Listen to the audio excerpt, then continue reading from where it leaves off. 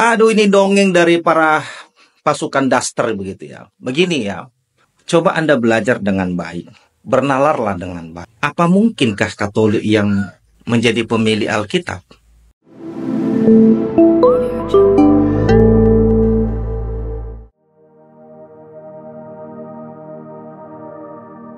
Salve saudara-saudara, ini ada video yang bagus ya, propaganda anti Katolik seperti biasa. Mari kita lihat.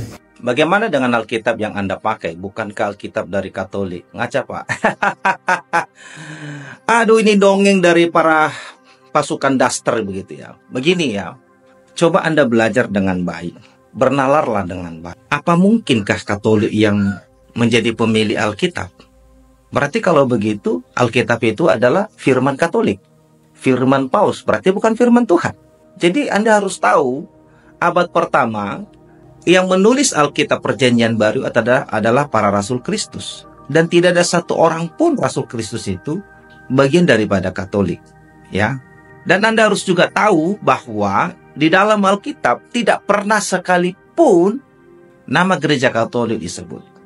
Kalau disebutkan gereja Filipi, Kolose, Galatia, Efesus, Roma, itu kan Roma Katolik ya. Ada Akaya, Smyrna, Philadelphia, itu ada disebut berkali-kali. Tapi namanya gereja Katolik itu tidak pernah disebut. Kenapa? Karena gereja Katolik tidak ada hubungannya dengan kekristenan awal. Gereja Katolik berdiri abad keempat ketika Kaisar Konstantin menggabungkan kekaisaran atau menjadikan kekristenan itu menjadi agama resmi ya, kekaisaran pada tahun 313. Lalu 314 dia menggabungkan gereja dengan kekaisaran, lalu dia tetapkanlah namanya Silvester menjadi uskup pertama. Setelah gereja di-backup oleh kekaisaran, maka gereja itu melakukan penganiayaan terhadap orang lain. Jadi kau harus belajar, gerejamu telah melakukan penganiayaan, genosida yang luar biasa. Kau bangga dengan itu. Belajar sejarah. Hal yang perlu dikritisi di sini, yang pertama, Alkitab itu firman Katolik ya? Ya. Sekali lagi ya. Alkitab itu bukan firman Allah. Dalam pengertian, mari kita elaborasi. Firman Allah itu Yesus Kristus. Yesus Kristus mendirikan gereja. Gereja inilah yang menulis Alkitab, Perjanjian Baru terutama, dan memilih buku-buku Perjanjian Lama ya, untuk dijadikan menjadi firman Katolik. Paham dalam arti firman Katolik ini? Ingat, ini kita bicara analogi ya. Firman manusia dengan firman Tuhan beda. Alkitab bukan firman Tuhan dalam pengertian yang sejati. Karena Tuhan tidak berinkarnasi. Firman Tuhan tidak berinkarnasi menjadi buku, saudaraku.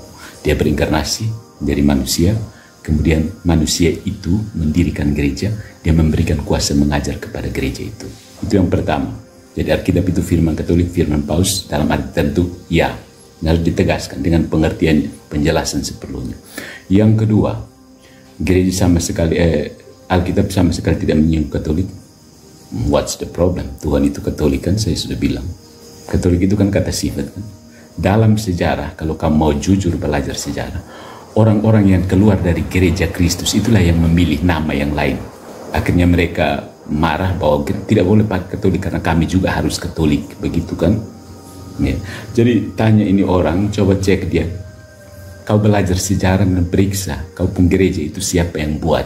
Ujung-ujungnya dari satu orang Katolik yang membangkang. Entah siapa, alasnya apa, haus kekuasaan, tidak mau terima Paus, biasa semua. Mulai dari Assyria Timur, Ortodoks Oriental, Ortodoks Timur, sampai Protestan yang baku gigit, baku naik sembarang itu. Lalu yang kedua, sesudah jemaat-jemaat di Roma selesai, lalu mereka sembunyi di mana sampai tidak terhubung, sampai kemudian abad ke-16 Protestan datang baru ketemu mereka, lalu baku kenal. Oh, tos dulu kita ketemu ya. Jadi mereka sembunyi di pulau mana itu gereja jemaat Roma, jemaat Korintus, Tesalonika itu. Pada abad ke-4 yang kau bilang sesudah Rasul Konstantinus mengumpulkan siapa kayak dia membuat apa kayak begitu. Yang itu gereja-gereja asli dong sembunyi di mana? Nah, ini teori kedua Protestan. Teori pertama Protestan itu gereja Kristus sudah sesat, kemudian baru mereka temukan kembali. Ini yang teori kedua. Ini Pak Pendeta ini menggunakan teori kedua itu. Ada kekristenan dibajak oleh Kaisar Konstantin, Dan ada orang-orang yang sedikit yang entah bersembunyi di mana kita tidak tahu. Kemudian mereka muncul kembali dalam bentuk Protestan modern. Itu teori mereka. Ya, ada 3 teori. Teori yang terakhir yang sebelum ada beberapa mungkin belum ada pendeta Indonesia yang mendukung teori ini, yaitu bahwa kekristenan sudah cukup baik, tapi harus lebih baik dengan reformasi. Maybe ada pendeta di Indonesia yang berpendapat demikian. Kemudian coba belajar sejarah supaya lihat bahwa ternyata kamu Alkitab itu memang kamu ambil dari gereja Katolik. Kaisar Konstantinus mau kasih kumpul gereja mau apa juga tetap mereka jaga itu kitab suci sampai Protestan bisa membaca dengan senang hati. Ingat, waktu itu belum ada mesin cetak. Nah, orang Katolik yang sesat itu yang tulis satu persatu itu ayat. Sehingga sekarang kalau kamu tidak mau berterima kasih kepada Katolik itu benar-benar durhaka. Ya, orang tulis benar-benar tulis tangan, bukan tulis tangan sekarang yang ambil ballpoint langsung harus celup tinta satu persatu. Betapa sulitnya kalau orang Katolik sudah buat kira-kira jemaat tersembunyi mana sih? Protestan mana itu? Yang kamu maksud jemaat Roma mereka sembunyi di mana sih? Sampai mereka tulis lalu mereka jaga untuk nanti kasih di Protestannya, injak kasih di Katolik. Lalu yang kedua, gereja melakukan genosida. Namanya manusia sejak Kain dan Habel, kenapa kasih bantah ke gereja Katolik saja? Itu Kain dan Habel juga genosida, Daud juga genosida, Israel sama itu genosida banyak, bahkan diperintahkan langsung oleh Tuhan. Terus zamannya seperti belajar supaya tahu kalau Katolik tidak perang, kita ini sekarang sudah menghadap di batu di mana kayak begitu. Kita tidak bisa baca Alkitab saja, karena kebetulan orang bikin baik-baik itu Alkitab dan lihat mau sudah ada orang terima saja, tidak usah terlalu denial ya. Sudahlah kita beda tafsir itu yang penting, tapi kalau denial dan mengajarkan seperti itu menyesatkan banyak orang Katolik. Kebanggaan orang Katolik itu tradisi Katolik yang turun-temurun itu. Ya, kalau tidak mau terima tafsiran Katolik, oke lah, kan sudah di anatema sudah selesai. Tapi jangan mempelintir sejarah, semua orang melihat kita. Ya, orang Katolik dengan berbesar hati sudah meminta maaf.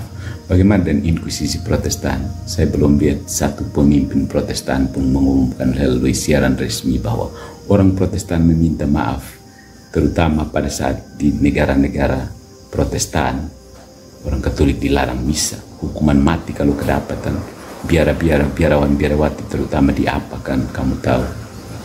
Apa kamu tahu tentang hal ini? Tapi sudahlah, maksudnya Pak Pendeta berusaha untuk mempertahankan ke Protestan, tapi bukan soal itu, soal sejarah itu Katoliklah pelaku sejarah. Soal ayat Alkitab, sudahlah kamu lebih tahu, kalau kamu katanya Protestan lebih cerdas, sudahlah. Yang penting bahwa yang jaga sampai kamu bisa secerdas itu dengan membaca itu orang Katolik loh, bukan main-main. Jadi orang Katolik harus bangga dan orang Protestan harus tahu diri.